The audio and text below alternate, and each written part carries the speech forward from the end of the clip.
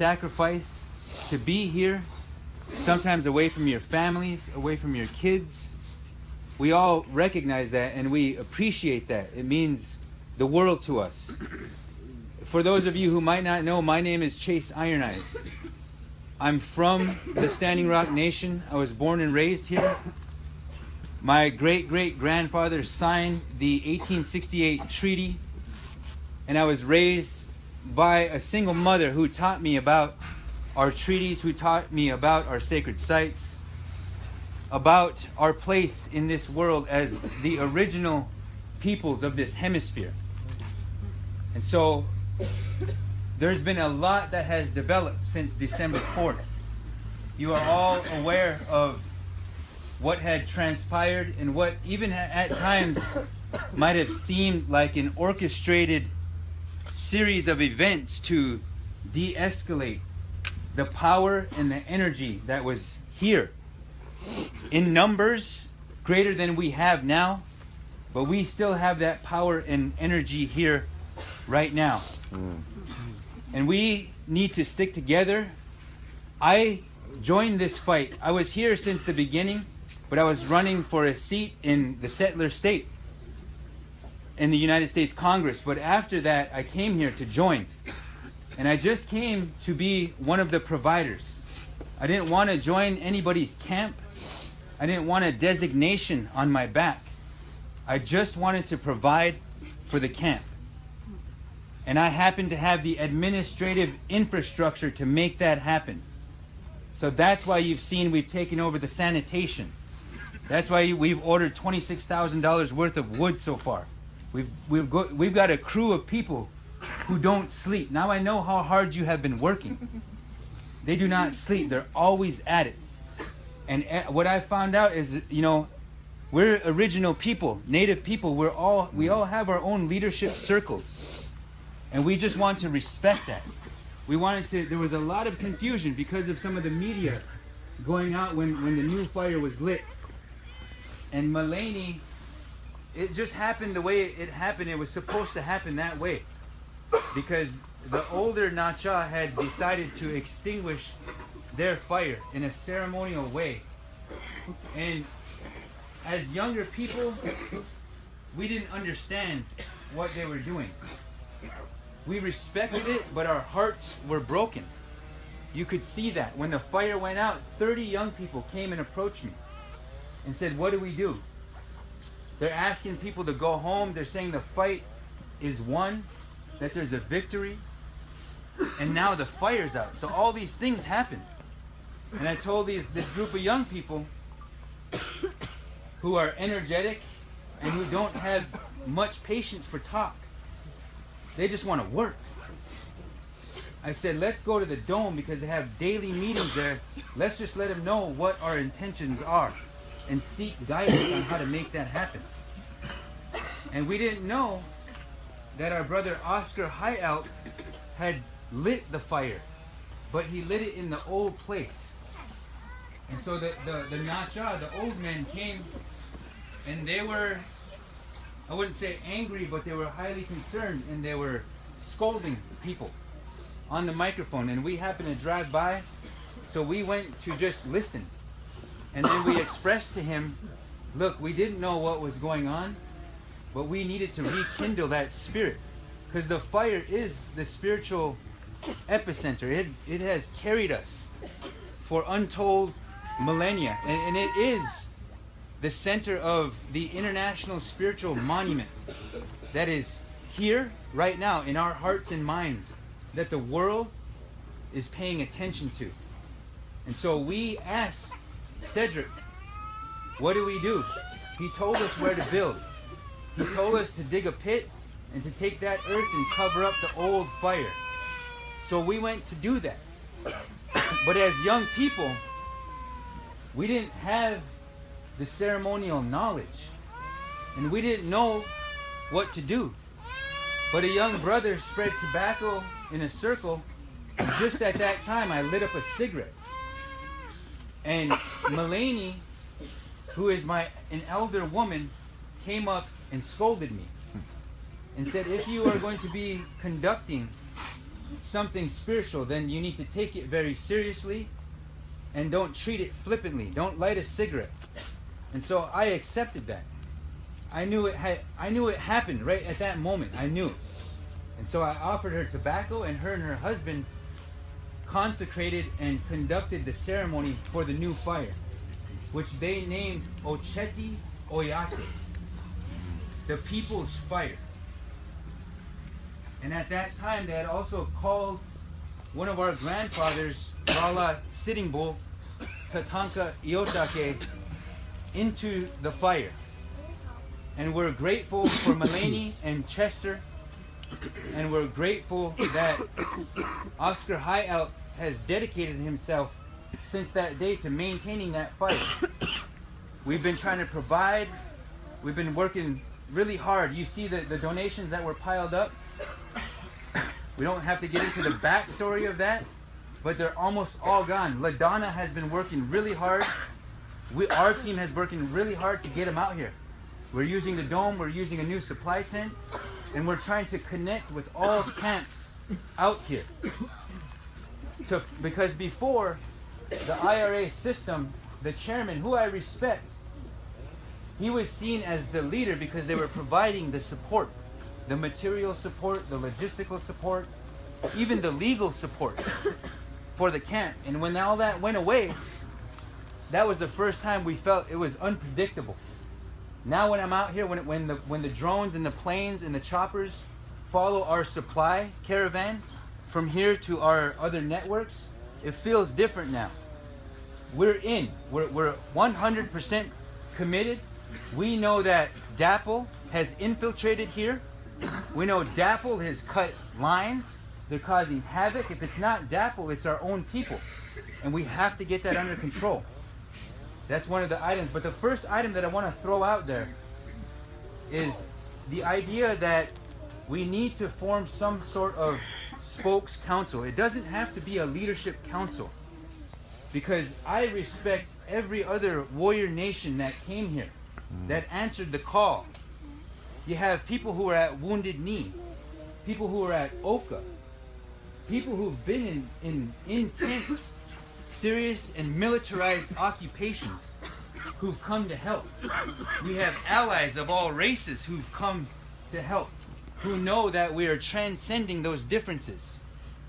We won't let them, white people, or brown people, or black people. We're you that was laid here. And I learned that the hard way. Mulaney had to scold me because sometimes we don't have patience. Sometimes we just want to get it done. But right now, we've got to come together in some organic leadership or spokes structure. Because the world, here we know, whether it's the Horn or Sacred Stone or Haudenosaunee or Southwest or Oglala Camp, whoever it is, in all the kitchens, we're thankful to the kitchens. Here we know that we're committed. We can look in each other's eyes and we know it, we feel it. I have to rely on you. You have to rely on me. But the world is confused. And it's not by accident. There's psyops being conducted and executed professionally on North Dakota and in our camp. It's causing fear, confusion, doubt, and they're trying to put a freeze on the amount of global support that we've received. That's what's going on. But we're quicker than that, we're smarter than that, and we're stronger than that. And that's all we've ever done. All we've ever done was adapt as indigenous peoples, as original peoples. People who answer to our spirits, to the sacred sites, to the sacred water. We have always adapted. It wasn't just brown people who were colonized, and that's the only way we win, is if we build bridges instead of walls. So I just want to throw that out there, and if there are any people here who represent camps, their own Oceti or their own fire, this is how decentralized indigenous leadership works. It's not a hierarchy. I can't tell Tito, hey, you got to go cut wood now because I'm telling you to do it. I've got to go cut wood and he's got to see me cutting wood. And then he'll support it. That's what we're trying to do. It's hard. We've been colonized. I'm speaking English up here. But I respect everybody here enough to respect your leadership and your right to determine your destiny. But right now we're all part of the same vision. It's happening right now, and we may never get another opportunity like this. We're in survival mode right now, but we've got to start thinking about action. We're here to stop a pipeline. We're here to assert our treaty and our original sovereign identity, our personality. We belong here. The rivers don't care about what band we are or what color our skin is. We're being challenged and tested on whether we can come together. So I think we need to put forth maybe representatives. It's got to happen very quickly. But I wanted to just say that much as it goes. But if there are spokespeople, we need to hear from you about the idea of a spokes council. Think of it like a wheel. We're all spokes in the same wheel. The spokes keep it together. But no one asserts dominion over the other. That's a foreign concept to us. So I wanted to say that much, and I thank you for your attention. I thank you for coming. At the end of this, we have to have a few things, and maybe you add to them. What does this spokes council look like? What does a unified fundraising effort look like, which could be accomplished by this spokes council? So everybody has eyes on it. Because we are in survival mode. But you guys have done amazing. There's no fatalities. There's no injuries. You guys have stepped up. Oh. That's right.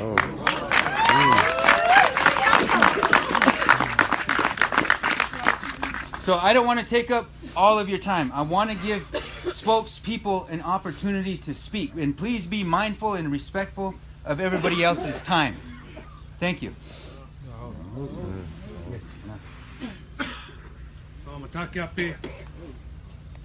My name's Soldier Boy, and I'm the headsman that represents the Mini-Wakaton and Isan T band, the Dakota people. And there's a few other headsmen. I don't know if they're here right now. There's a few other of us that have stepped into this role and responsibility, and to let everybody know what that is. You know, and I want to thank Chase for expressing all the things that he expressed. The horn is very specific to the treaty work that we're trying to do. We are in Lakota Dakota territory that the Creator has blessed our people with. It's not that we have authority over anything, except for maybe our connection to the land. We acknowledge that. Okay? And we get off from the sky. My opinion about this is that we want to have a space for all your nations. Michigan can't. If you guys have a way of dealing with things, deal with it. If it can't be handled, I'm just using you as an example. If it can't be handled there, then maybe it needs to come to the horn. That's our perspective about it. Okay? So that way we can try to utilize that traditional law and governance, because that's directly tied with the treaty stuff that we're trying to say we claim. Okay? So this is directly tied in with the fight. And so I want to express that us headsmen, you know, we put in work. We put in work around the camp. We're not going to sit there and say, okay, you guys do this and do that. We're not here to do that. Because trying to figure out how to apply traditional law, spiritual law, to situations is very difficult. There's a ceremony tomorrow night.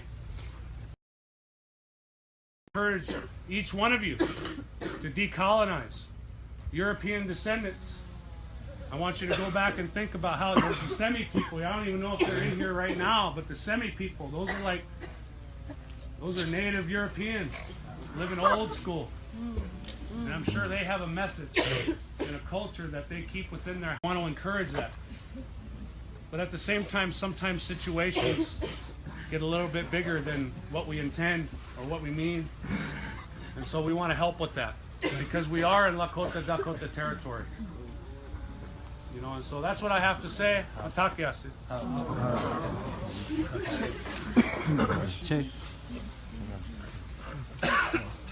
My name's Ozuya Chikala. I'm really no one. I'm just the same as you. You know, we all made sacrifices. That's all. You know, you hear around camp when you see people who are trying to say they're a leader. And, you know, maybe they are their own people, but here we're all the same. Nobody is higher than anyone. So, because we see, you know, you could tell when you see a leader, you could feel it. They don't need to say I'm a leader. So we're all leaders here. That's why I want to speak on. And so when people are, you know, the headsmen that they're taking right now, but that doesn't make them above you. We're all the same. You could be a security. You could be a headsman. You know, we're all here with a good heart. If we weren't, we wouldn't be here. So when I want to come here and just say that we're all providers, you know. So when you see wood and you don't got wood, that, you know, that's the camp's wood. You know, that's what we've been here doing. Our donations are your donations. It's just that there's a process to everything. And if you can help with that, you can help with it. If you can't, you can't. But I just want to say, when things do come down to here a couple months, but when actions did go on, there was certain people who pushed it back. I know everyone has their own opinions on the actions, but what he said, there's a ceremony, and what Spirit says or what Creator says, we all could talk to Creator. We all got spirits. So when it comes down to that, you know, you could find out if you want to step in the action or not. But what we're saying is, we're all here now as one. The first camp, you know, everyone had their own thing going on, but this camp is not going to be like that. We're all here together. We're all as one. So when we all go to an action to represent, to give this earth a voice, there should be nobody in front of us. The Spirit is going to tell us to do it. That's all I want to say.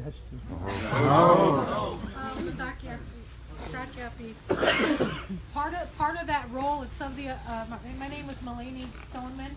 I take care of the Women's Society here in Oceti. We've done a lot of groundwork to integrate our indigenous women along with our non-native allies and how to stay safe here at camp. The number one thing that everybody should know is that the women are the backbone to this camp. That all women should feel safe.